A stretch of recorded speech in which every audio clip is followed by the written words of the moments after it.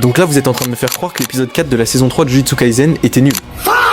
Sérieusement, on parle d'un épisode noté 9.8 sur IMDb, avec une mise en scène digne d'un film, une animation au sommet et un moment clé du manga traité comme un événement majeur. Si ça c'est nul, alors j'aimerais bien savoir ce que vous appelez un bon épisode.